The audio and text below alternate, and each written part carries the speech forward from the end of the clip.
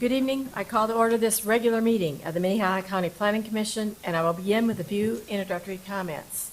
As a courtesy to everyone here tonight, please make sure that all cell phones have been silenced. Please note that tonight's Planning Commission meeting will be rebroadcast via CityLink and posted on the www.minnehahacounty.org site for viewing by the general public. Any final action taken on the conditional use permit applications tonight will take effect 5 working days following this meeting unless a written appeal of the Planning Commission's decision is filed in the Planning Office by Monday, October 3rd at 5 p.m. In the event of an appeal, the decision will be referred to the County Commission for a hearing on Tuesday, October 18th at or after 9 a.m. The affected parties will be notified of the meeting date, and meetings of the County Commission are held in this same room. First on the agenda is public input. Is there anyone who wishes to speak on an item that is not on the agenda?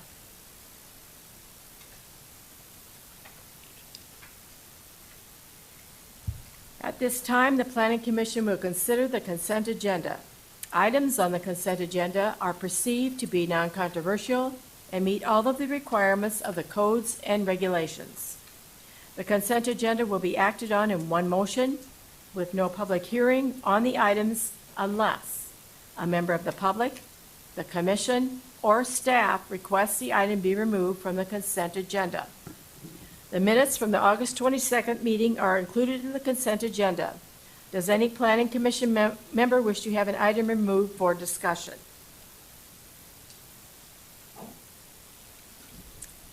Next, I'll read each item on the consent agenda and ask if there are any issues or comments from the staff or the audience. If any member of the staff or audience would like to be heard on the item, please raise your hand and the item will be moved to the regular agenda to allow you to address the commission later in the meeting. Any item remaining on the consent agenda will be approved by the Planning Commission with the conditions recommended by staff.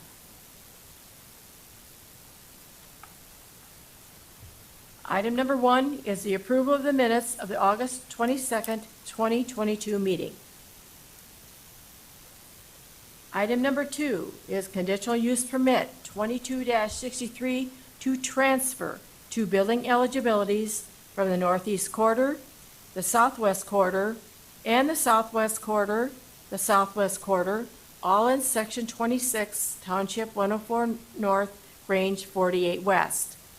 2 Swenson's Track 3, there is an exception of Swenson's Tracks 3A, 5, and 6, that's the end of the exception. The Northwest Quarter, Section 35, Township 104 North, Range 48 West. And the Northwest Quarter, Southwest Quarter, Section 26, Township 104 North, Range 48 West. Petitioner is Mark McGee. He's also the landowner. That is approximately 4 miles northeast of Sherman. Does anyone from the audience or the staff wish to be heard on this item?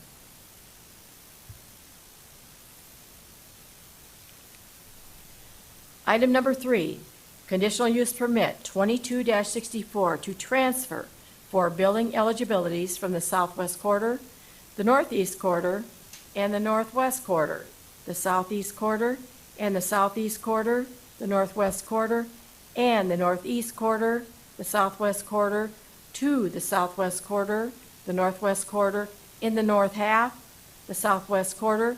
There is an exception of H-1 and H-2, which is the end of the exception, and the south half, the northwest quarter. There's another exception of H-1, HD, and except Hacks Tracks. That's the end of the exception.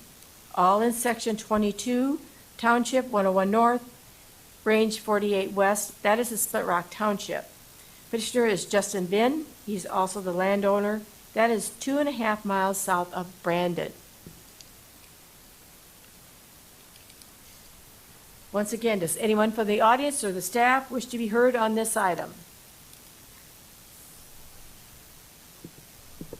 Item number 4, conditional use permit 22-66 to exceed 3,600 square feet of accessory building space, requesting 4,211 square feet on the property legally described as the north 500 feet The east, 433.35 feet.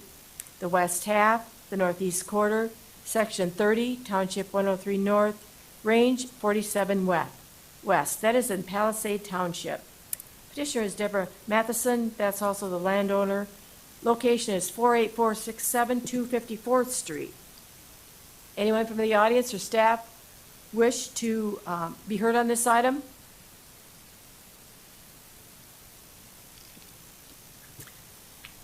Item number 5, conditional use permit 22-68 to exceed 3,600 square feet of accessory building space, requesting 4,504 square feet on the property legally described as the north 590.31 feet, the east 590.31 feet, northeast quarter, section 12, township 103 north, range 51 west. That is in Grand Meadow Township. Petitioner is Kenneth Amundson. He's also the landowner. Location, 46597 251st Street. Anyone from the audience or staff wish to be heard on this item? Item number 6, conditional use permit 22-69 to allow a manufactured house on the property legally described as Tract 2, Dunker's Edition, the southeast quarter, southwest quarter, section 31, township 103 north, range 50 west. That's in Lyons Township. Petitioner is Lori Menke. She's also the landowner. It's located 3 miles northwest of Crooks. Does anyone from the audience or staff wish to be heard on this item?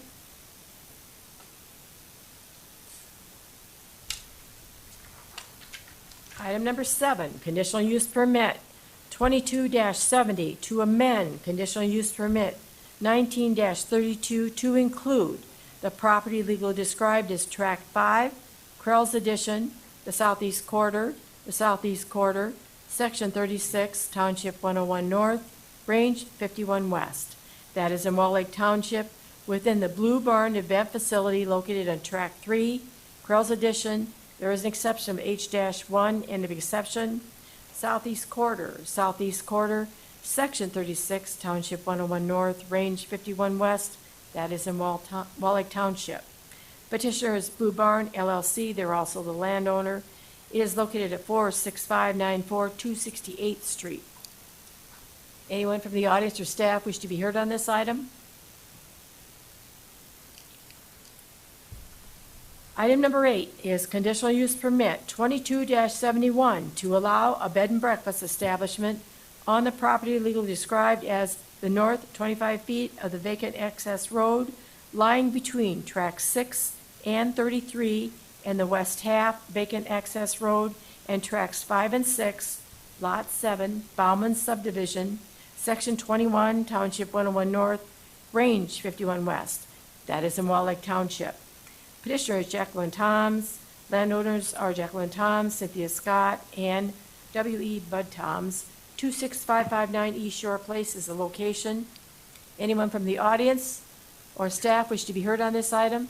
Okay, we'll move this one to the regular agenda. Item number 9 is conditional use permit 22-72 to allow a bed and breakfast establishment and a manufactured home on the property legally described as the west half, vacant access road and Tract 4, Lot 7, Bauman Subdivision, and the east half of the vacant access road and Tract 35, Lot 7, Bauman Subdivision, all in Section 21, Township 101 North, Range 51 West, Wall Lake Township. Petitioner is Jacqueline Toms. Landowners are Jacqueline Toms, Cynthia Scott, and W.E. Bud Toms. Location is 26557 East Shore Place. Anyone from the audience or staff wish to speak to this item? Okay, we'll move that one to the regular agenda as well.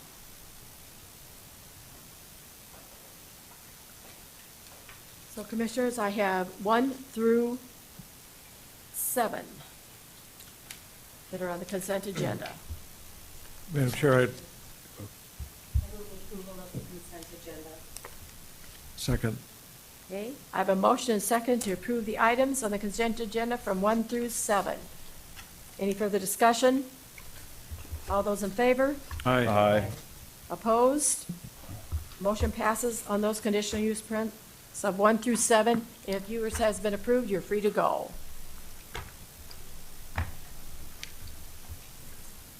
Item number 8.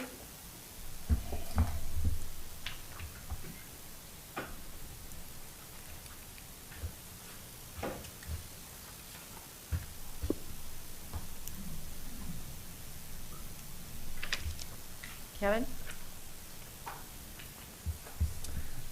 Good evening again. I am Kevin Hookman from the County Planning Department. This item is to allow a bed and breakfast establishment on the property described earlier. The petitioner is requesting to utilize the existing house on the property for short-term rentals, such as what is done on the Airbnb website. The planning staff has classified the bed and breakfast, or this type of operation, as a bed and breakfast, which requires a conditional use permit, and that's why we are here tonight for this item. The location of this property is on the east side of Wall Lake, along East Shore Place. East Shore Place is a road that connects approximately 20 houses and cabins on the east side of the lake. The petitioner owns a collection of 5 parcels in this area. And this house is specifically located at 26559 East Shore Place. And it is related with the next item, which is conditional use permit 2272, and very similar request and closely related. As part of the request, the petitioner has submitted a detailed narrative for how the proposed bed and breakfast will operate. She noted that this is not her first short-term rental that she is operating. And she explained in the operation that the house is large enough to accommodate 4 to 6 people, and she has specific rules for how guests need to behave in the house. In any given conditional use permit request, there are 6 criteria that must be considered, and I will go through these individually. Criteria 1, the effect upon the use and enjoyment of other property in the surrounding area for uses already permitted and upon property values within the surrounding area. The property is located on a lakeside subdivision of houses and cabins. Short-term rentals are generally compatible with residential sites because traffic is low and the number of guests are limited. The use can easily be converted back into a single-family dwelling if the property owner wishes to stop the operation. And the property has dedicated parking for their guests. Criteria 2, the effect upon the normal orderly development and improvement in the surrounding vacant property for uses predominant in the area. The road that is East Shore Place is largely developed, many with single-family dwellings. Newer development in this area is predominantly done as larger replacement houses for existing houses rather than new houses on vacant lots. So the area is not changing very quickly or significantly. The proposed use should not have an effect on the future development of the area. Number 3, the utilities, access roads, drainage, and/or necessary facilities are provided. The property shares a driveway with the cabin to the north. Both sites have separate parking, and since it's using an existing house, drainage and utilities are already present and accounted for. Number 4, the off-street parking and loading requirements are met. The property has a 2-stall garage and sufficient driveway space for off-street parking. Number 5, that measures are taken to control offensive odor, fumes, dust, noise, vibration, and lighting, inclusive of lighted signs, so that none of these will constitute a nuisance. Activities of a short-term rental and bed and breakfast are similar to those within single-family dwelling. The operator explained in the narrative that Airbnb allows for some screening of guests and customers, and the operator does have the ability to deny customers who have received a bad record of behavior. Number 6, health, safety, and general welfare of the public in the comprehensive plan. Short-term rentals such as as proposed, allow property owners to supplement income and utilize space that may otherwise not be needed or fully utilized. To protect the guests that attend the house, staff is suggesting that functioning smoke detectors and carbon monoxide detectors are, as required by the building code, are placed in the house. And in order to protect the public, the petitioner should maintain a list of guests who stay in the bed and breakfast to be available for law enforcement if needed. Staff is recommending approval of the conditional use permit with 7 conditions. I'll go ahead and run through some of the photos here.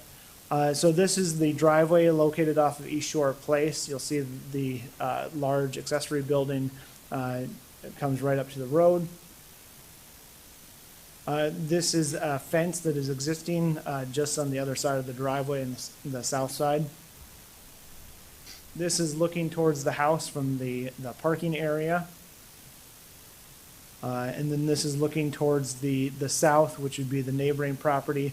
The shed in the background is the neighboring property, and the 2 storage containers there are the neighboring property owners.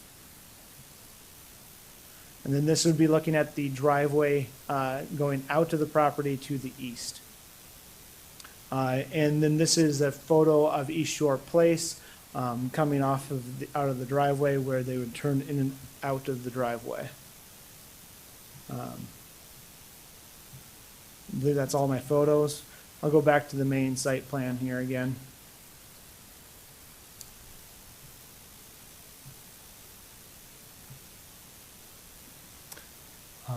Yes, as I noted, conditional use permit number 2272 is a very similar use.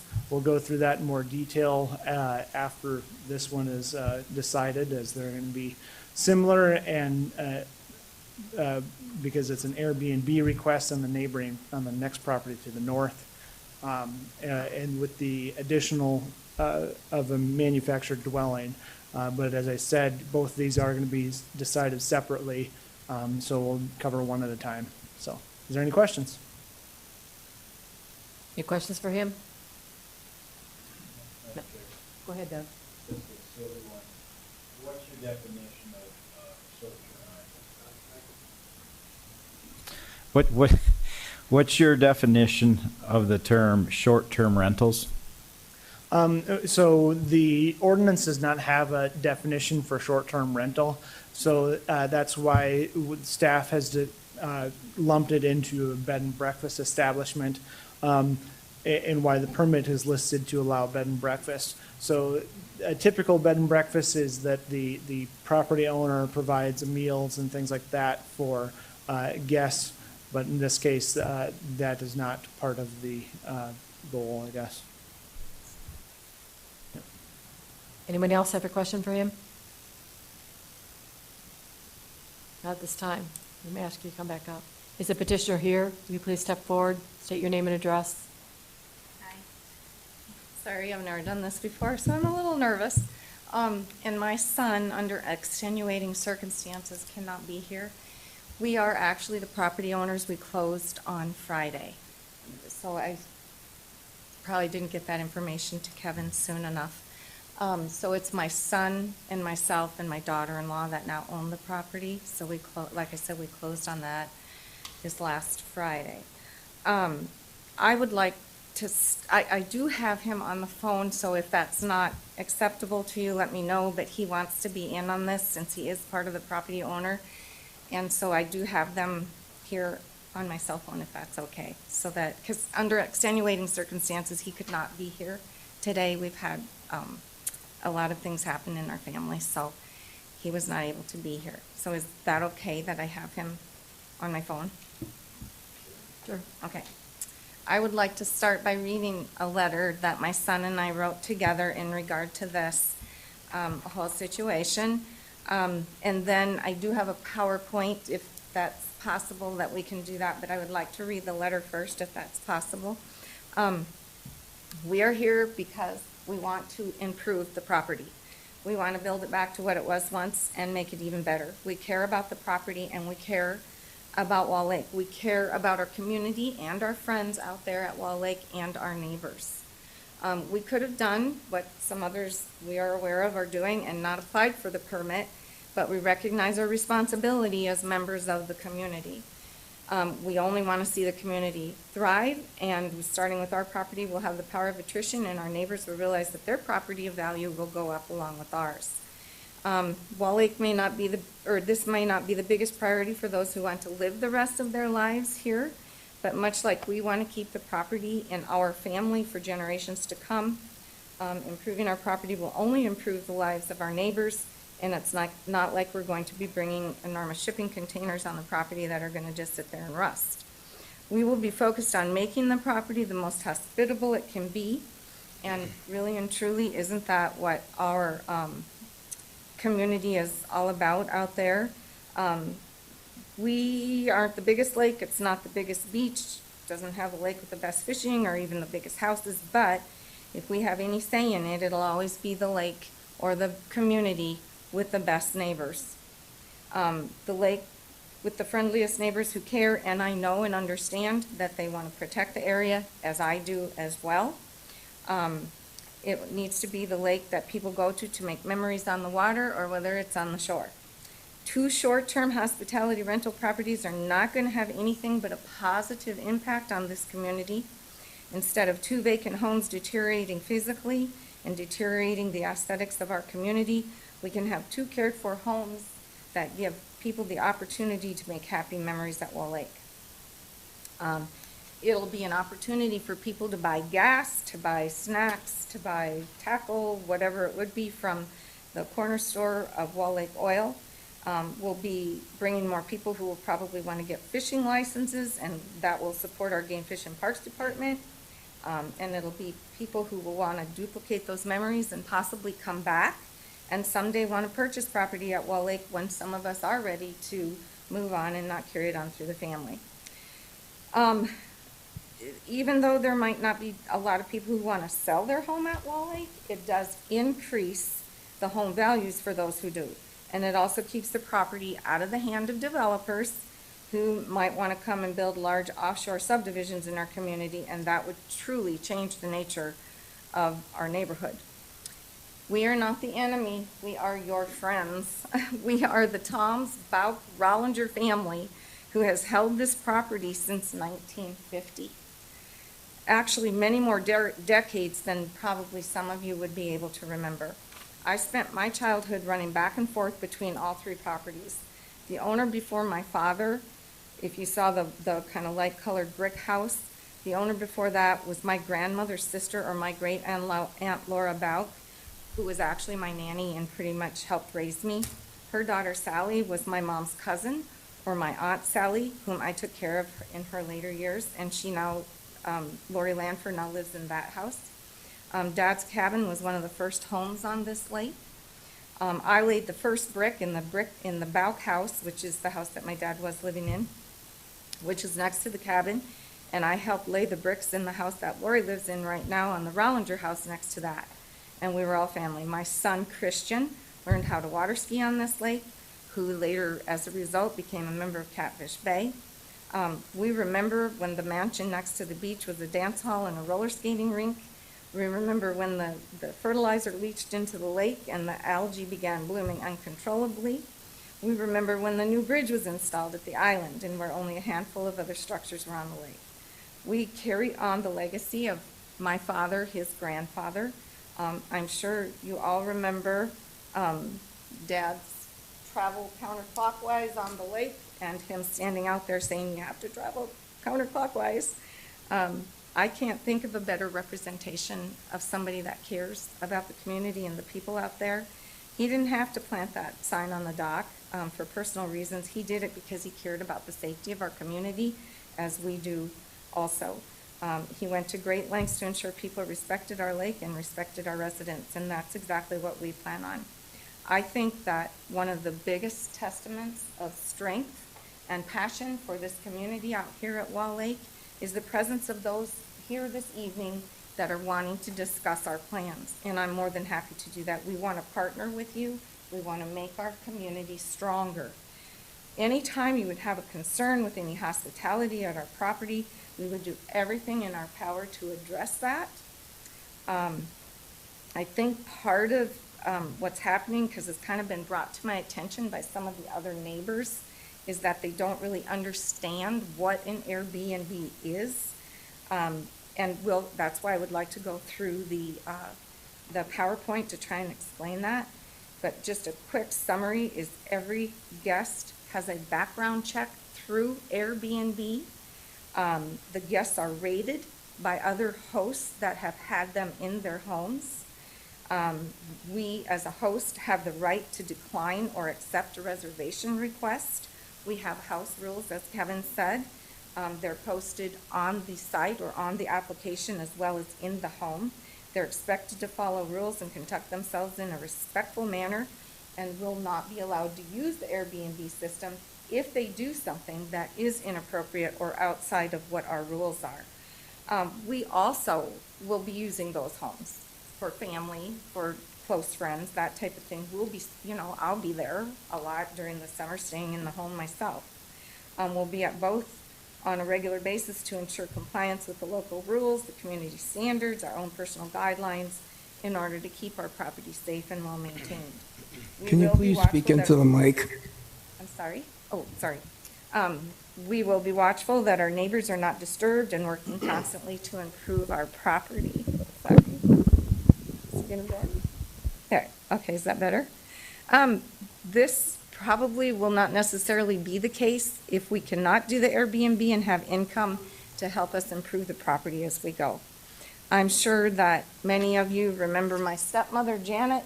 She was pretty much an angel.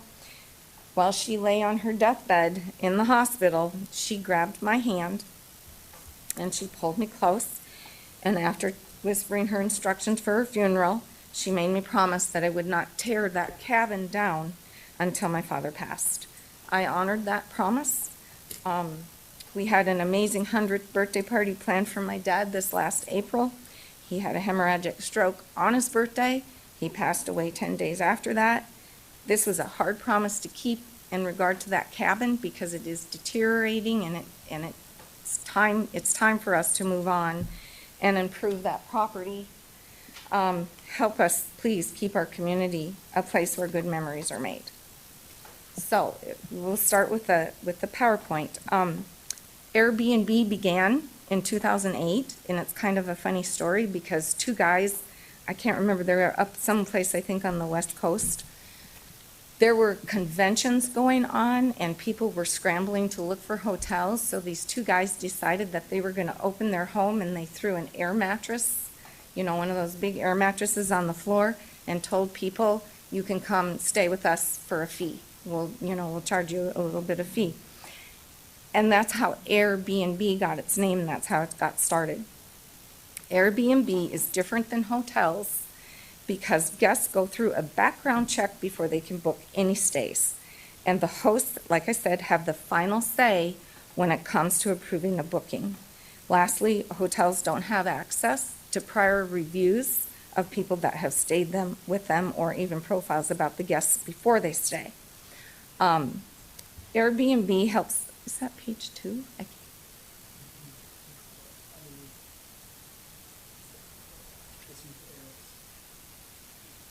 I can't tell. Does that say page 2? I can't. Here we go. Okay. Well, anyway. Okay. Airbnb helps making sharing your home enjoyable and safe. They verify personal profiles and listings. They maintain a smart messaging system so hosts and guests can communicate with each other with certainty. It's a platform that ensures your control over who's staying in your home. Safety and responsibility are most definitely their main concerns. The guest and me as a host would have access to any issues through Airbnb that they can be solved through Airbnb or solved through the host. As I said, I explained to you where they got their name, and according to the Airbnb data from the Economic Policy Institute, the Airbnb effect increases actually the value of an area. The majority of reservations are for 2 to 4 people, and I can testify to that because I have an Airbnb in my home right now, Anyway, the majority of reservations are for 2 to 4 people. There are approximately 1 million users in 2015, and they were over the age of 60. Approximately 1 million users, sorry, I already said that we're over the age of 60. 64% of Airbnb users feel like home sharing is better for the environment. 55% of the hosts and 54% of those hosts are women. Airbnb demographics show that 2 million hosts on the platform are also women. In addition to the top-rated hosts are also female seniors over the age of 60. So according to the terms of services, you have to be 18 years or older to sign up on the platform as either a guest or as a host.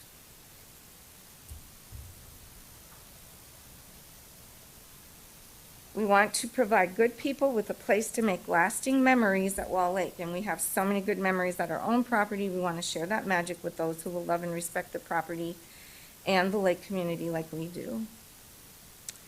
These are just pictures of Airbnb guests, and I can tell you too about mine, but Adam and Katie, the first picture, they're celebrating their 5-year anniversary, so they rented an Airbnb. They just wanted a nice, relaxing week on the shore. Jeff is a retired person who bought his dream boat, and now he visits all the local lakes just to go fishing and then stays, you know, to rest at the cabin in the evening. Susan's kids live in Sioux Falls, and she just had a child of, or her kids just had a child of their own, and she wants to explore the surrounding communities while she looks for a home to be near her grandchildren. And the lake house is a great home base for her to start at. You can go up? No. Oh, sorry. I'm going the wrong direction. There we go. As a host, we can select and set very clear expectations and outline our specific rules, like I said earlier, like quiet hours, the number of guests that we will allow during a stay, pet policy, spaces that can be used and spaces that are not to be used, just for an example. We can set up, adjust, and broadcast our house rules through the app that they get onto to look for. Most conceivable rules are already an option in the app that are in there due to prior experiences of other hosts. But we can also set up new rules that are unique to our home. For instance, we can prevent parties on our property by including a no party policy or, you know, specific ground rules for any parties, like if you're just going to have a little birthday party or something. In 2020, Airbnb actually announced a global party ban at all their vacation rental properties. They removed an event-friendly and party events allowed filters from their search engine, so now you have to ask for specific permission in order to be able to have any type of party. We will remind guests that parties are strictly forbidden unless they get permission from us first, tell us what the party is about, and so on. And we can take legal action against them if they do not follow that rule. We'll be at the property frequently to manage the rental and maintain the property to ensure our rules are followed. We will also install what they call a smart noise monitoring device called Noise Aware. What all it doesn't record or anything, it just monitors the level of noise, and if the noise gets too high, then that alarms us, and then we would take care of that most likely immediately, as long as we were there and everything. We would typically say that 10 p.m. to 7 a.m. is quiet time, and we'll also install remote monitored cameras on the exterior of the property so that we can kind of keep an idea of what's going on, so that there's any type of illicit activity going on. We won't allow smoking, and we screen guests based on that criteria. I do that in my own home now. It's a no smoking rule in my home, and if they smoke, then I ask them to leave. They'll be refrained from any friends or family whose names they haven't included in the first reservation, their request for reservation. We will encourage guests to respect the privacy of our neighbors. Don't go and bug them and knock on their door and say, oh, can you tell me where this is or that is? Because that's what they're supposed to do with us. They're supposed to come to us and ask us. They won't be allowed to openly consume alcohol outside the interior of the home. No fireworks except on 4th of July and possibly New Year's Eve. Can't play loud music for neighbors to hear, in their homes. Not allowed to enter the neighbor's property without permission from that neighbor. No unlicensed motor vehicles are going to be allowed. Allowed to engage in any type of violence or foul language, that type of thing. Can't obstruct your neighbor's access to their property. Airbnb itself has a very long list of community standards that guests are required to follow. I'm not going to go through all of those because there's so many, but just some basic things are no dangerous or illegal animals, the right to press charges if needed to be, disrespecting surrounding communities, respect its rules, designated hours, parking, number of cars allowed, disposal of trash, designated areas, follow all the safety rules, don't create any hazardous situations. Security, again, whether you're opening your home as a host or experience a host hospitality as a guest, trust that you'll feel secure because we will have, things on the property that help make that secure. No discriminatory behavior or hate speech. Treat everyone with respect in every interaction. Follow all applicable laws. Don't treat others differently because of their race, ethnicity, natural origin, religious affiliation, sexual orientation, gender, whatever, disability, diseases, whatever. No insulting of people on that type. Don't disturb common spaces. Going down here. There is a watch list that is actually on the application website. We do require guests to provide Airbnb with a government ID before booking. We would limit the number of guests to 6, because that's all that either home would provide. Guests with any negative reviews would probably not be allowed. I mean, they absolutely wouldn't. We kind of covered that other as far as pets and that type of thing is concerned. Madam Chair, Tony's Yeah. having trouble hearing. Oh, sorry, Our I need to move director over over again, there I'm in sorry. Behind the screen. Okay, our family will handle the administration and approval of the reservations. And like I said, we have the right to approve or deny bookings at our discretion. Before approval, the profile is reviewed, all right, and vetted to ensure that only the highest quality guests stay at our property. Guests with negative reviews, like I said, wouldn't be allowed. I will tell you that in my home, okay, that I am hosting now, we have an open home, but I also have what we call a mother-in-law apartment. And in this mother-in-law apartment, you walk through our front door with a security code and you walk straight back into the apartment. The people that I have had so far have been such a positive experience. The 2 girls that were just here, one was a banker and the other one was like a mortgage, she does mortgages, approvals and that type of thing. 2 wonderful young ladies. The woman before that is a microbiologist with her PhD who works for Sanford. We had a couple construction workers before that, a nice young man that I think worked in insurance. So our experiences so far have been very positive. The girls that just stayed there came up, introduced themselves to me. Mary Jo, who is the microbiologist, came up and had dinner with me. So we've had a really good positive experience with that so far, and we would like to have that out at the lake. Christian, my son, let's see, I'm probably going through this too fast. Yeah, those are our monitoring, that's noisy.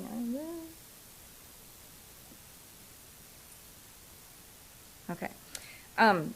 My son has a bachelor's degree in residential property management from Ball State University, and he has his master's degree in real estate from Georgetown University, and he's worked his entire career in property management, has thousands of conversations with prospective guests and renters from around the country. He has a knack for eliciting candid conversation from guests who are looking to apply to a community.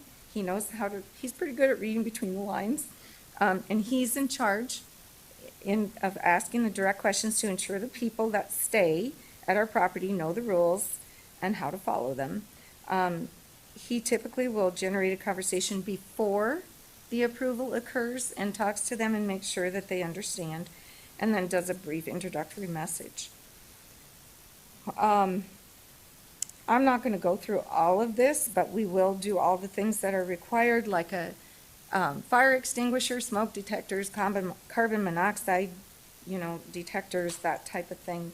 Information for poison control, hospitals, police, fire department, that type of thing. That's all on what are those plastic holders that has a sheet of paper in it that tells everything about the emergency. We've kind of already explained how we're going to monitor the property. If our neighbors have any issues, we want them to feel free to contact us at our direct phone number or by email. If there's any issue, whether it's noise or otherwise, like I said, we have a 24/7 neighborhood support hotline to help with any complaints. Our response to any violation of the house rules will follow the order depending on the severity. Personal visit to the property, either by us or the host, or the police, or whatever needs to be handled. I know that there are some concerns about increased noise on the lake regarding having an Airbnb, and I will tell you, the people that I have had stay in my home so far, I'm worried that I'm making more noise for them than they are for us. They've all been extremely polite and very quiet. Traffic, no, the traffic is going to be minimal because you're going to have a family coming in or whomever is coming in, maybe, going out to do what they're doing, but the traffic isn't going to be any heavier than it would be if we had somebody living out there. So there really shouldn't be any types of issues regarding that. We're estimating, vacancy to maybe be between 25 to 30% during the year. This obviously will result in less traffic and less dust that I think some people are concerned about. Litter, we have garbage service. They'll be instructed on how to dispose of their garbage, or I'll take care of that when I get out there to clean. If it's a problem, we won't let them come back, or we'll ask them to leave, whatever the situation is. We ask, if you have any other concerns, bring them to our attention, and we would really like to address that. We love the community out at Wall Lake. I've been there my whole life, and I feel very fortunate that we are able to keep this property in the family. And we just hope that we can continue to build the relationships with our neighbors and become a good resource for Wall Lake. Thank you for listening. Any questions for her? Doug? Sorry. Yeah, I'm not nitpicky or anything. Are your facilities, are they handicap accessible? Yeah, the home is, the brick home is. There wouldn't be a problem because everything's flat and it's one level. Okay. Okay. Thank you. The cabin, like I said, we're working on that part, and that's one of the things that I wanted to, talk about as well. And that will be if we can get that torn down and put up a new place.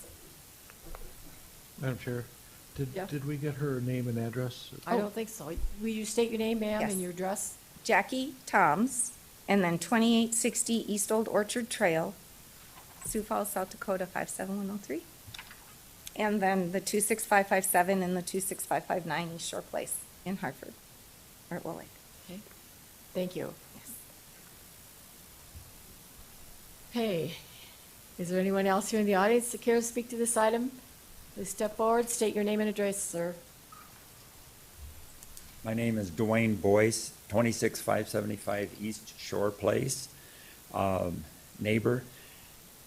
Jackie, that doesn't sound like much fun. Part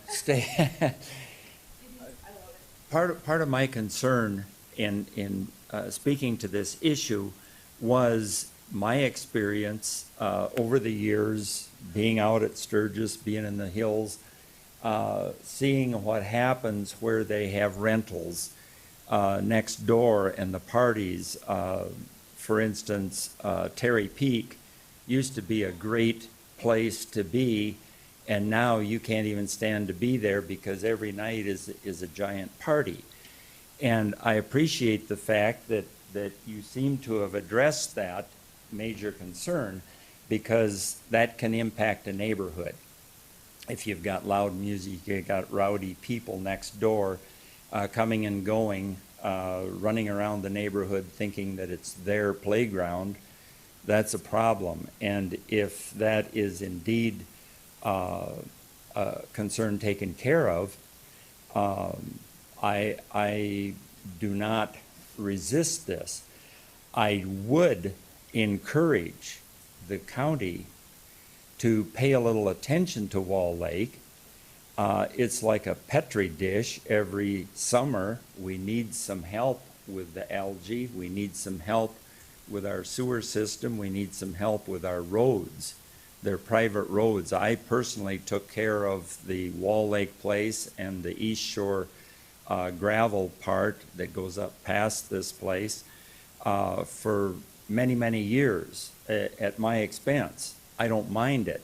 But if you're going to say yes to stuff going on in our community, help us out a little bit. Help us out with the sewer. Help us out with the Wall Lake algae problem. Help us out with our roads a little bit. We would appreciate that. But I think it sounds like it could be a good addition to our community, as long as that is honored, that we do not have a traffic and a noise nuisance in our community. That's my main concern. Thank you. Anyone else in the audience care to address this item? Madam Chair, could we have a map of backup so people can say, so we can see where they live? Please. Thank you. Thank you.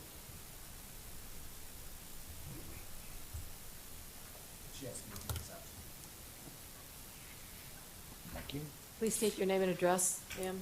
Margaret Bevere, 46271, Wall Lake Place, Hartford, South Dakota, 57033. I am here actually to represent about 80% of the residents that live on the east side of Wall Lake in an objection to having a B&B on our side of the lake. Most of the homes on that side of the lake are single-family residential homes. The people have been there for an extended period of time. It's a small community. It's a safe area where your kids, your grandkids can play. We know each other. We try to keep it that way. We don't really want a rental property with different people coming in and out weekly, monthly, whatever they're going to rent. That's a real concern for our area. The other concern is our sewer system. We have a centralized sewer system that we pay privately for. The sewer system has many lift stations. There's certain homes on every lift station. Consistently throughout the years, we have problems with our lift stations. And when the lift station goes down, you have about 4 or 5 days that they'll tell you, do not use the dishwasher, do not use the washing machine, and very limited showers. If you have a B&B in that area, it's going to put another strain on each lift station, whatever lift station they're on. And we're the residents that have to pay for all the repairs. Right now, it costs us $90 a month to maintain our sewer system, which is fairly high if you consider the different communities, what they pay. And so if something were to go down, they have very specific rules, what can go in the septic, what can go in the toilets. And people that are going to rent are not going to follow those rules. They're going to do whatever they want. They're not going to worry about our septic or our sewer systems, and when they do fail, It's going to be the residents that live around the east side of the lake that are going to be responsible for the major repairs that are going to take place. And I know last year they talked about raising the sewer rates because they've had so many repairs around the lake because of the strain on the system. That's a concern for all of us. The other thing is the road maintenance. That is not, I believe somebody said, a well-maintained road. The maintenance on that road is the residents' responsibility. We have a fund, and every year we try to chip in about $100, and Dwayne was right. He does most of the maintenance on the road, and he's done it free for most of the time. But right now, it's like a washboard. It's a single lane. It's one way in and one way out. It doesn't go around the lake. And people that live way up on the north end of Wall Lake or the road, people are constantly turning around in their lawns, their driveways, riding over. A couple of residents up there had to put fences up to keep them off of their lawns because we have a lot of traffic up there, a lot of looky-loos.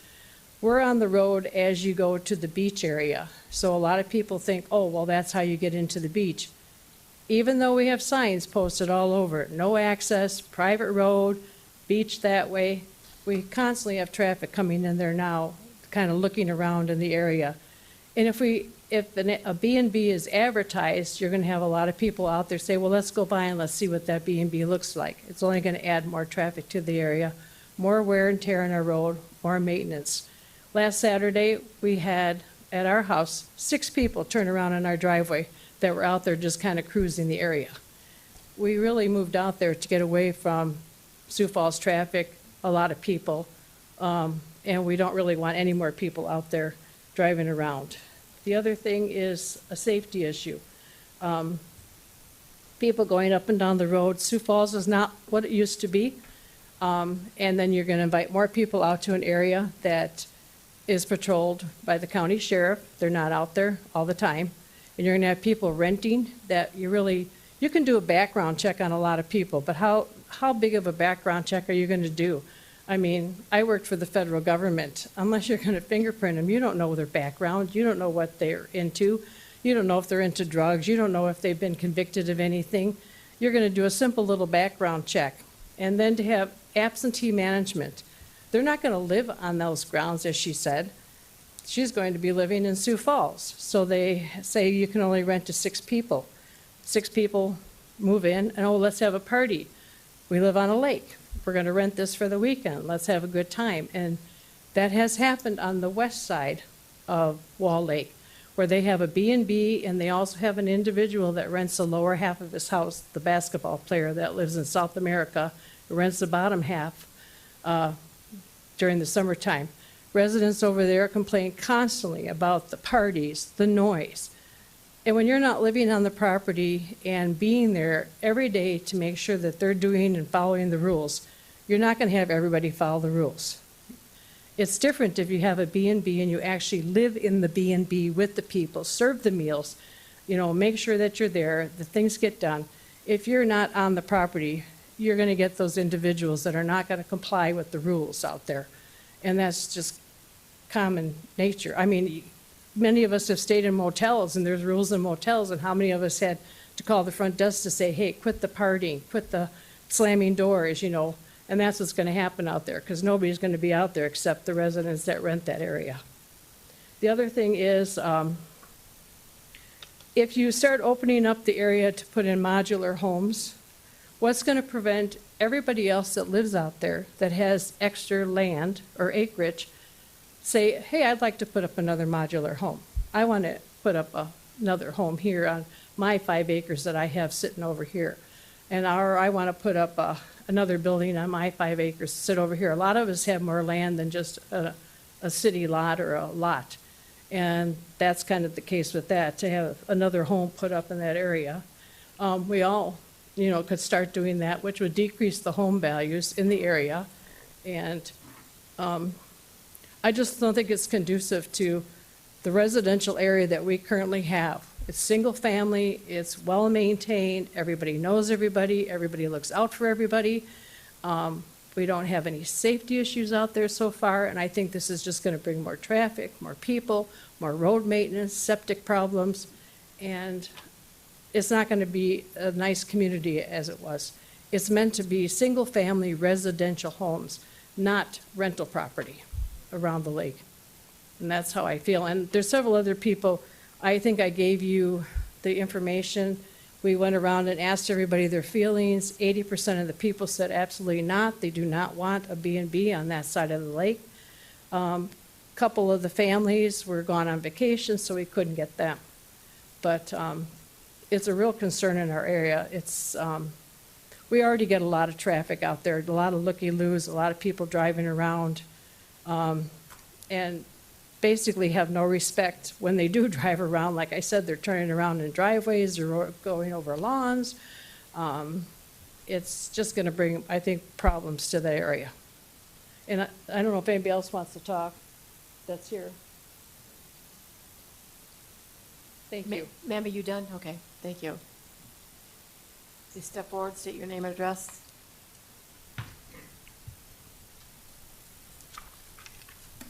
My name is Lance Bergeson. I live at 26527 East Shore Place. I do want to echo and maybe extend a little bit what Mrs. Bevere said. I do think there's a difference between the owner of the facility being present or versus absent, and how that affects the behavior of those renting the property. The nature of our neighborhood is very quiet. I'm probably the youngest person that owns a property there, and as you can see, I have gray hair, so it's quiet. 10 o'clock would be kind of a late quiet time for that area. And I would also like to point out, first of all, that the word party is fairly subjective. And what would constitute a party, I think, in the current neighborhood would be, you know, not very boisterous. The nature of renting a place versus, you know, staying in an owner-occupied space versus coming to the lake, I think the expectations are clearly quite different. Anyone who's been to Lake Okoboji can see this. Noise travels over water quite well, and my feeling is that there would be a disturbance, whether it would be raised to the level of, you know, needing to call the authorities or not, but certainly disruptive and annoying. That potential exists, even if only a small percentage of the renters engage in that type of activity. So, thank you. If you have any questions for me, I'd be happy to answer them. I've also lived in the neighborhood my whole life, so I can speak to that. In fact, I mowed the yard for Bud and Tom, so. Thank you. Thank you. Anyone else care to address this item?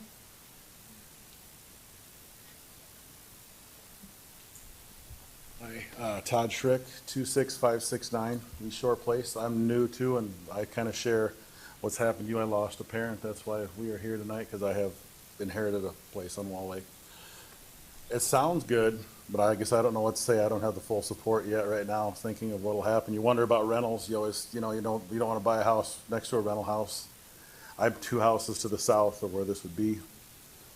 I guess I echo the sentiment of the other lady that spoke. It really was a family neat, it's a neat place. I really realized what being a neighbor was as my dad died from cancer, and watched the neighbors huddle around and everybody really treat him well. And I was really impressed with the community out there. And like I say, I'm new to it. So I guess I don't know what to say. I don't want to make any enemies. We want to make friends out there, not enemies. I don't know what to say, but I just wanted to speak. I came here tonight. I've never been to one of these. So just kind of want to speak and say, I guess I don't know what to think.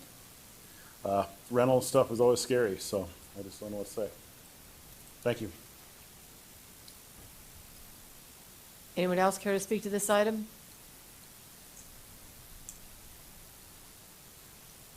I'll close the floor then. Do I have the opportunity to respond to some of that? I would guess so, yes. You can, Well, I guess as long as you keep it short. I feel like I've responded to a lot of that already through the PowerPoint, there were so many issues that now I'm not 100% microphone. sure. It's on television. Okay, well, there are quite a few issues, all right? As far as the partying, we've kind of addressed that. And I feel like when they're talking about renters, they're really putting people down. And as I just have to reemphasize that the people that I've had in my home, they're not like that. They're professionals. And we have the right to choose who can stay there and who cannot stay there. In regard to the sewer system, how would that be any different than somebody living out there every single day and using the sewer system? I mean, if I was living out there every single day, that would be the same thing. So it's not like people are going to use the sewer system more than if someone was living there on a full-time basis. As a matter of fact, it'll probably be getting used less. Yeah, and I'm sorry, I can't remember everything because there were so many different things that everybody talked about, but I guess I would, I respect the community and I'm not going, as far as people driving around looky-loos, you might want to take into consideration that we've had some deaths out there, so real estate agents are hounding. They're going out and looking at the property so that they can come back and talk to the people that own it. I mean, I've been approached by probably 16 different real estate agents as soon as my dad died. Even before he passed away, my dad moved in and lived with me for 2 years, and I had people calling me that weren't even real estate agents saying, is the property for sale? Is the property for sale? And so that may be a lot of what you're seeing in regard to the people that are coming out and looking around. So, I mean, I'm happy to address each concern individually, but I guess I would ask, have a little faith in me. Thank you. Thank you. Okay, I guess I'll close the floor. Commissioners?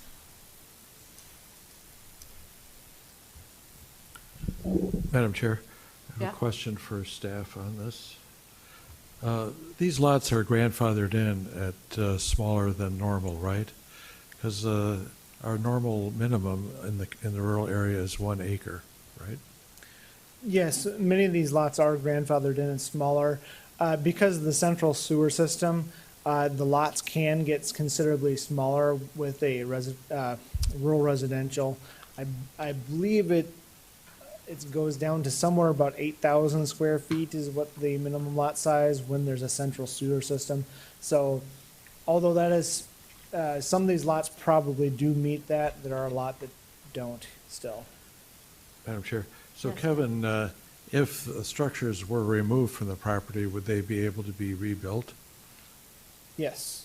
So, and we'll be addressing that in the next conditional use permit. The cabin is planning to be removed and replaced by a manufactured home, and so that'll be the next one. Thank you. Anybody else have any questions for him? Guess not.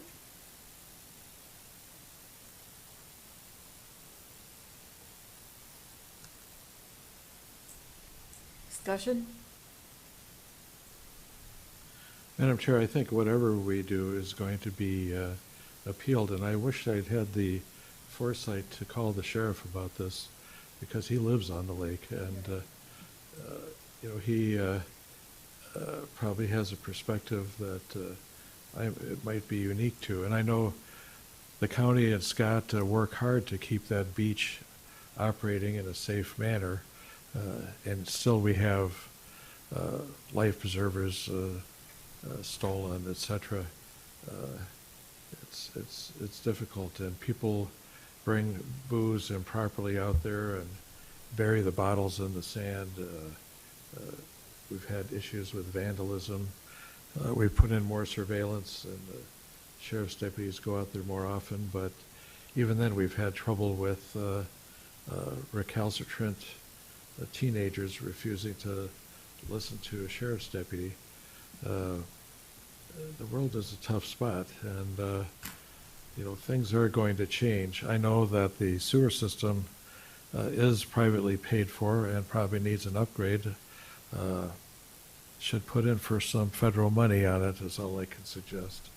But I think this is going to be appealed to the next level, and recognizing that, I think I'll make a motion to deny, knowing that it'll be appealed and that the full commission can make a decision, and we'll also have a better chance to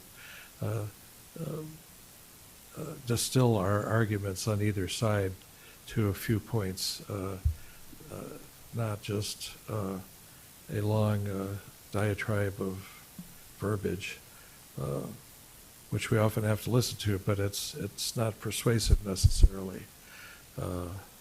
Anyway, I could go on and on. Is that your motion? I'd make a motion to deny at this point. And I would encourage an appeal. Do I have a second?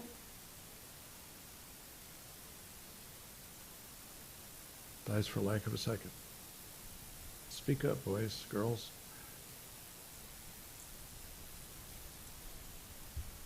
I say that it died for lack of a second. Is any further discussion on this item? Or I'll entertain a motion.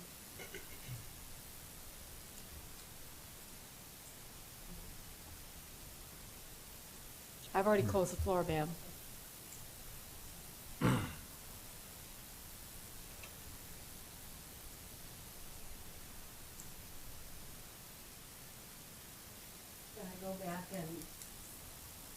Can I go back and second Jeff's motion, just so we have a motion on the floor to discuss? I'll Madam second Chair. her motion. Okay, that's Okay. primarily so we have a motion on the floor to discuss, to move forward. That's on perfect. Okay, we now have a motion on the floor to deny it with a second. Any further discussion? Becky? I think this is a hard thing. It's going to be denied anyway. I mean appealed. Personally, I have stayed in lots of Airbnbs. I only stay in them when I travel.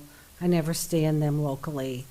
For me, visiting with grandchildren, it's been, I'm the kind of person that goes and stays, but I also understand all the concerns of the neighbors. And I want to clarify, this is not a application to rezone. It stays private dwelling. It is an application for a conditional use. And with a conditional use, it means they have an approval to use it for that condition. And if there are complaints and violations, the county has the right to remove that conditional use. So it's not officially a rezoning. It's an application for use. So I think it's a hard one, but for tonight, I'll vote to deny. Any further discussion? That was my diatribe, Jeff. Okay, I have a motion and second for the denial of conditional use permit 22-71. All those in favor? Aye. Aye. Opposed? Aye. Ooh, the chair gets to break I the need a, tie. I need a roll call vote here. Jeff, you're a deny? So aye means deny, right? Yep. Oh, aye. Aye. Aye. Nay. Nay. Great. We got a buyer. Yes, exactly. Since it's a tie, I have to break the tie. I will vote for denying. So this conditional use permit at this time, 22-71, has been denied. Madam Chair, so again, this can be appealed to the regular commission, not the planning commission, but the regular commission, which meets in the same room, and have 5 days to appeal. Okay, we'll move Right, on to Scott? item number 9. Kevin?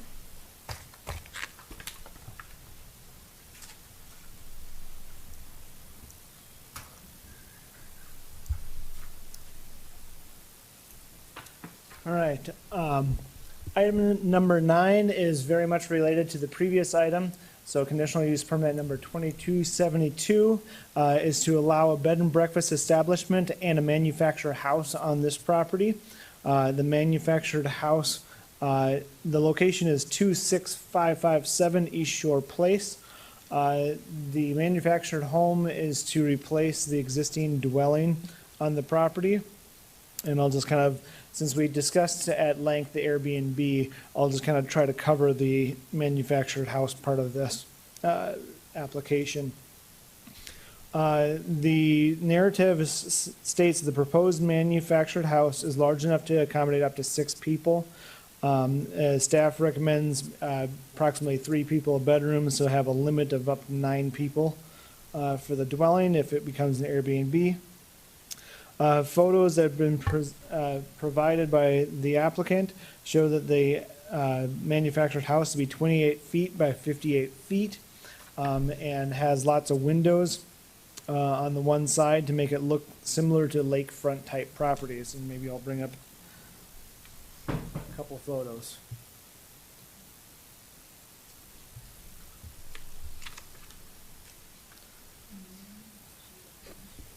I did, but I didn't have time to enter it quite in. So as I mentioned, that the design of the proposed manufactured house is meant to look like a more traditional stick frame house with the a little bit wider and shorter house style. The manufactured house will largely be hidden by a large accessory building and many trees on the south side of the house and the west and the east side of the house. The proposed manufactured dwelling has the greatest effect on the property to the north of the house, and it is there. Let's see, where am I at? And that the reason for the manufactured house is to replace a deteriorating, largely unusable cabin. As we mentioned before, this property shares a driveway and has its own parking areas, off-street parking. The use of the property will not significantly change the topography of drainage. And then the bed and breakfast and manufactured house, if it becomes an Airbnb, should have functioning smoke detectors, carbon monoxide testers, and maintain a list of guests. Staff does recommend approval of the conditional use permit with 8 conditions on the permit. And I do have a couple of photos. This is the cabin that's being replaced. You'll see it's smaller. The petitioner has noted that the cabin doesn't have heat, so it cannot be used during the winter. And you'll see that on the north side there is already a large fence. And you'll also see the wall of the house there that as the approach goes down to the lake, makes the house much taller than the lot on the house in the north there. And then you can kind of see the approach to down to the lake and near the cabin. And then there's a driveway out. So I'll go back to the main, probably here. I'm available for any questions, and I guess we'll go through a public hearing. Any questions for him? Is that about the same size as that modular home would be then, or not? That cabin that's there, or is this gonna be a little bigger? Or? The cabin is quite small. I guess I don't know exactly how big, but I would venture a guess that the manufactured house is at least twice as big, if not a little larger. No, it's only 8 feet wider. Okay, 8 feet wider? 8 feet wider, and then it's 25, 54, and the cabin is 20. 8 feet wider and the. 4 feet wider on each side. Okay. But We already measured out for the setbacks and all that type of thing, and it's appropriate. That's why we chose I'll let the that. Okay. Okay. All right. our Well, you applicant can address further that explain. next. Okay. Anybody else have any questions for Kevin? Okay, the petitioner now can step forward again. State your name and address again, please. Jackie Toms, 2860 East Old Orchard Trail, and 26557 and 26559 East Shore Place. Let me find this.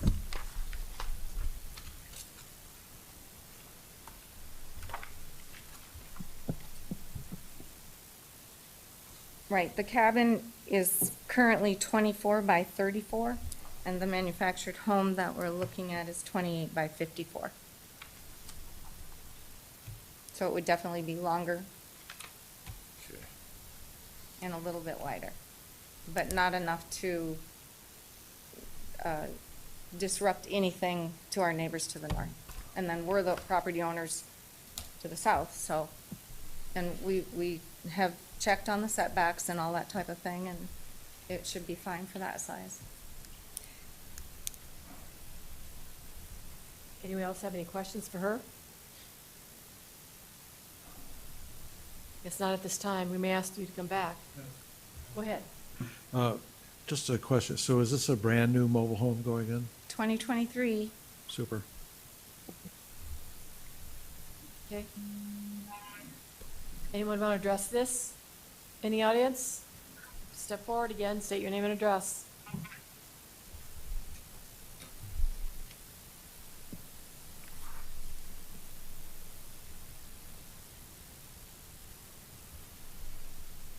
Margaret Bevere, 46271 Wall Lake Place, Hartford, South Dakota, 57033.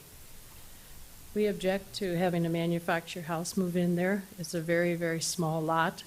I think that opens it up to any resident that lives on the lake that wants to put 2 homes on their property, an opportunity to do the same thing, and then before you know it, we're going to have lots that are packed with these modular mobile homes.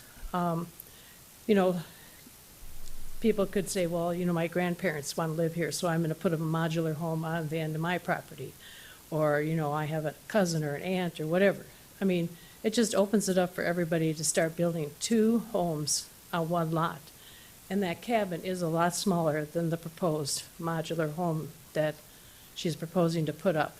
The other thing is, I heard, you know, eventually it can house 6 to 8 people, and that also can become a bed and breakfast.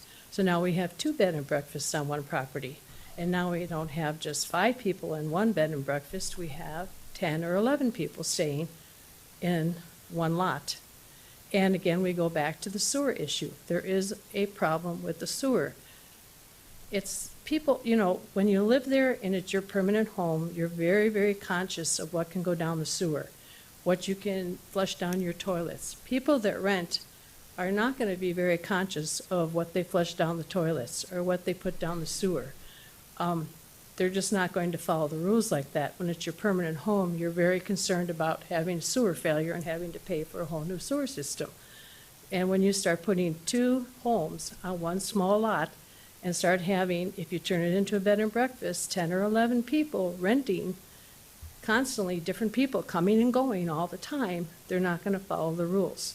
And then when you get that many people on a small lot like that, you can't tell me the noise level's not going to increase, the party level's not going to increase, there's going to be no management on the property to watch what they're doing, and yeah, you can tell them, well, we're going to do a background check.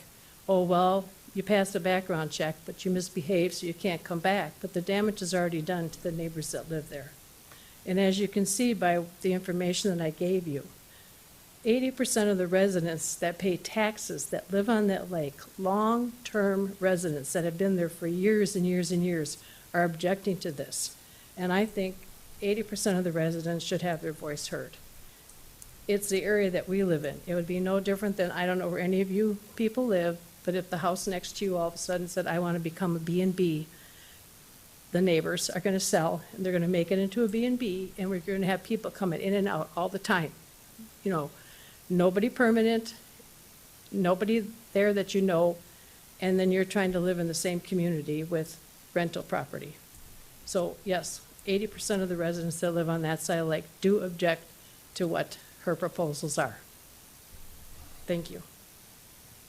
My son has asked to address. Ma'am, you're going to have to wait a minute. There's still somebody that wants to address the opposition, and then you can come back, okay?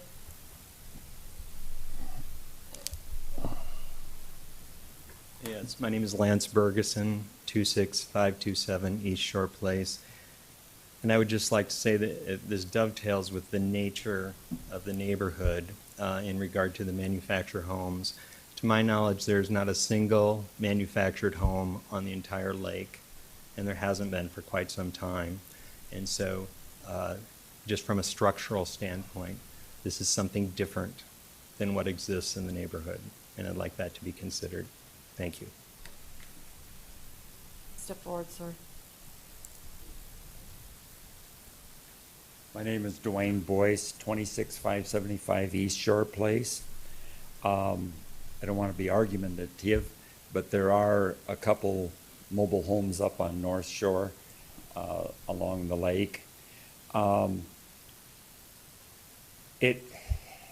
Many of my neighbors are making it sound like we're just this perfect community out there and everything's calm and quiet. It isn't. There's several people running commercial businesses in rural residential. There's people putting storage containers around. There's people with dogs that bark and bark and bark. There's people that have hobby sheds that make noises. There's people that have horses that make a hell of a lot of noise, excuse the French. And it isn't this quiet little community. And I am not all for a bed and breakfast. I'm not all for that. But I think we're being a little bit hypocritical in making it sound like these horrible people coming in here are going to ruin our community. I don't believe that, but I do not stand opposed to this, but I stand somewhat skeptical and would ask that we would have a number to contact if there was a problem and that it would be taken care of. Thank you. Anyone else in opposition? Okay, you can step forward again. I didn't. They said you can talk, so, wait, hold on, hold on. Okay, I think this will work. Go ahead. This is just a test. Can you hear me okay? Yes. Please tell who he is. Who you are. And his address, please. Christian Louder, 3775 Highview Drive, Colorado Springs, Colorado, 80908. So, thank you so much, everyone who is there for being here today. Again, my mom mentioned it already. It just shows, that we are a community. Yeah, we're not perfect, like Dwayne said, but, really, we are here to try and get that way. So, I just had a few things to address. First off, manufactured home. There is a big stigma around those two words. It's really not as bad or what people might think. It's not like Wall Lake's going to become some trailer park. We're actually going to be improving the existing structure substantially. It's going to be a world of difference. I mean, if you're traveling counterclockwise, hopefully around the lake right now, you look at the properties and that cabin stands out like a sore thumb. So we're here to try and make everything a little bit more congruent on the shoreline, if anything. And, if you were to drive by our house, my house, 3775 Highview Drive, you would not know that it's a manufactured home. Yes, we have multi-million-dollar homes surrounding us on every side in our neighborhood, but our home's worth $650,000, and it's 50 years old, and it's still standing just as strong as ever. And I have no doubt that these manufactured homes that, are being sold by the builder that we're looking at are of the same quality. Also, just want to address, there seems to be some concern that there would be multiple structures going up in addition to what's already there. That is not the case. This conditional permit is to replace one for one. And yes, slightly bigger, but I'll tell you what, this structure is going to be leaps and bounds, so much more energy efficient, so much more updated to current standards for building, for electrical, for plumbing, for sewage. We're going to connect everything brand new to this cabin that's not connected, at this time, including the water. And, this plumbing issue, I feel you, let me tell you. I'm a property manager, so if I never had to see another clogged toilet in my life, I would die happy. And, clogged sewers, they are a big deal. So I want you to know that we take that concern very seriously. And I have proven methods in my line of work to help reduce issues from that exact sort of thing. I deal with communities of 350 plus apartment homes and, close to approaching 1,000 residents in one, we'll say, half mile. And we've been able to manage this issue, and there's proven techniques to reduce the risk of things clogging up the sewer, and there's also other ways we can help manage it just by communicating, by putting signs up, which we're not afraid to do. We're planning on doing that on multiple different items, such as parking, so people know where to park, such as, how to operate the HVAC, things like that. It'll be a very, very detailed guidebook that guests open up when they walk in the door. And I'm glad to hear that there are some other people in this room that have utilized Airbnbs, so they kind of understand how they work. It's not like you would probably imagine a typical Airbnb, and that's not a bad thing. A typical Airbnb, I can see increased traffic because there's a sign at the corner of the road that says, come over here and stay at our Airbnb. We're not going to have that. We're going to be discreet, so discreet that, when people open up this app on their phone, and I realize, maybe that is a little bit difficult to picture if you've never done Airbnb, but people open up this app on their phone and they look at what's available. They're not going to be driving by looking at this property to see if they want to stay there, because we will have pictures and descriptions and maybe even videos of the property. And, it will actually be impossible for them to drive by because our address will not be listed in the application until they make the reservation. So the increased traffic really, I just can't see any possible way that that's going to be an issue.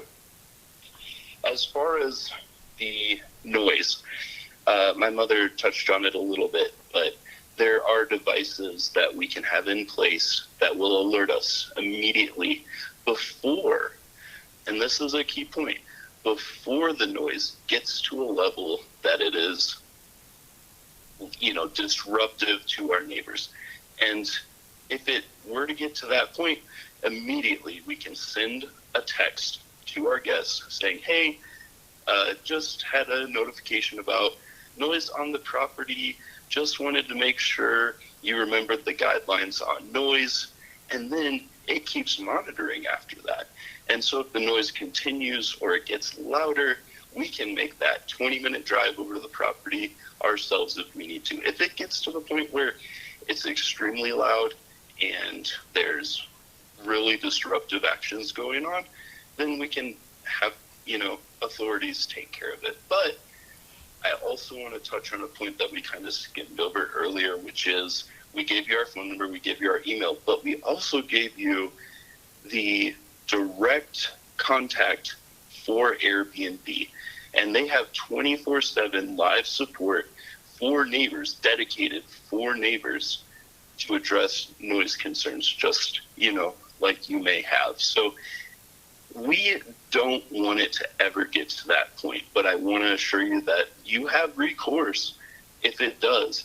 And just like the kind lady mentioned, this is a permit for conditional use. This is not an everlasting, this is always going to be an Airbnb for the rest of time. This is us trying to make sure that we can have the income to keep this property going, to improve our neighborhood, and to really improve the property. So also want to, touch on the plumbing again and the structure.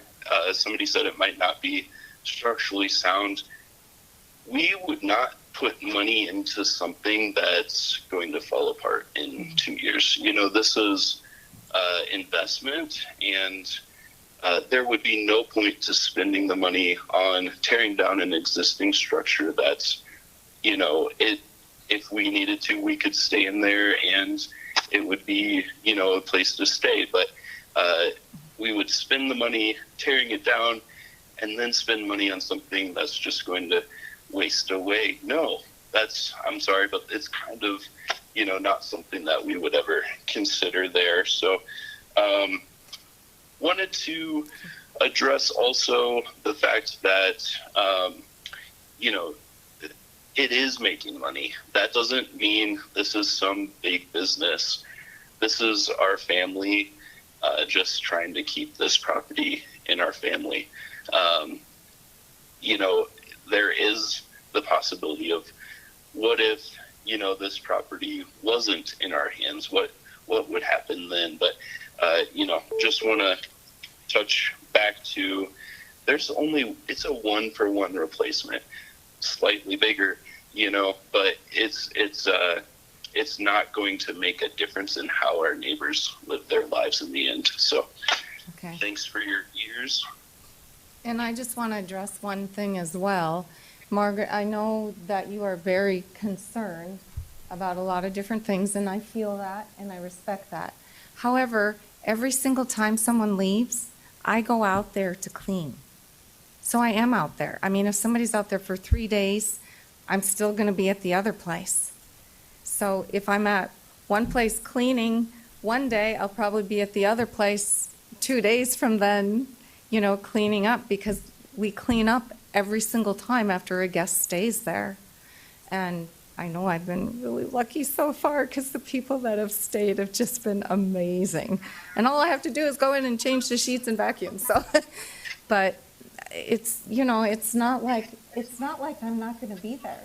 I will be there, and probably every day, if not every other day. How is that different from me not being there right now? But and we're going to tag team it. I'm also going to be managing it on the administrative side on a daily basis, and that device that monitors noise, I'm going to have 24/7 access to. Also the Ring cameras that we mentioned before, I'll have 24/7 access to monitor, because, somebody mentioned you don't really know what's going on there if you're not there. Well, a camera is going to give you a pretty good idea. And then, noise monitor on top of that. I feel like I'm almost going to physically be there. So absentee management might be a bit harsh of a phrase to call it. But also did want to address the 10 p.m. is too late. I do appreciate that comment, and that's something that we'll definitely need to look into, maybe reducing that time frame for quiet hours, because that's a legitimate concern. thanks, Chris. Okay. Thank you. Thank you. Okay, I guess nobody else wants to speak. I'm going to close the floor. As staff, I would just like to point out that you can decide to approve one aspect of the request or both at the same time. So if you decide that you want to deny the Airbnb, you can approve the manufactured home portion of the request, or vice versa. Thank you. Commissioners?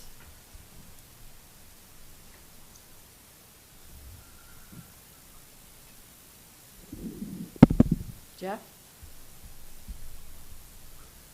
Well, let me just say that I think it's, people make assumptions about others all the time, and just because they are strangers to you doesn't mean that they're evil party maniacs just back from Sturgis. I think at the same time, there's a French philosopher, Jean-Paul Sartre, that said, hell is others. Just think how perfect the world would be if there weren't any other people. But we are people, and there's going to be people living in around this lake. And I think the people around the lake could do a better job of maintaining the sewer system, a better job of policing their own area. They have the sheriff lives right on the lake. He can help. And, you could become I think if you need more protection, go to a gated community. My daughter lives in one in Florida, and, it's Jack Nicklaus designed their golf course. You don't get in there, if you're not allowed. And, this is America, though, and Minnehaha County is not a gated community. People are going to come, they're going to go. There's going to be looky-loos, there's going to be lost lovers lane type problems, and whiskey bottles tossed out the window. This is America, and if we can all work together, I think we can make it better. I don't have a motion. Any further discussion, commissioners?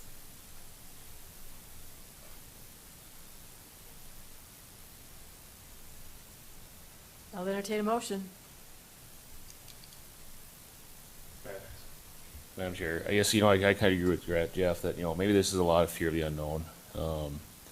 And yeah, I can sympathize with the fact that would I want to have a beautiful home on a lake and have people partying at 2 a.m.? Probably not, but who's to say that's actually going to occur? And it feels like the petitioner here has made a conscious effort to, look at noise monitoring, cameras on the outside, and to do their due diligence to curb some of that. And understand too, this probably will be appealed, but regardless, I do think we should approve this one. As pointed out, there are other existing mobile homes or pre-manufactured homes on this lake. I believe that precedent has been set, so to deny this particular one would be incongruent with that. So I guess I'll make a motion to approve with the conditions recommended by staff. I have a motion. Do I have a second? I'll second that. I have a motion and a second to approve conditional use permit 22-72. Any further discussion? All those in favor? Aye. Opposed? Aye. Motion passes. Any old business? New business? Move adjournment. I'll second that. I have a motion and a second to adjourn. All those in favor? Aye. Opposed? Motion passes. Thank you, everyone. I think our microphones are chilly. They're even shaking.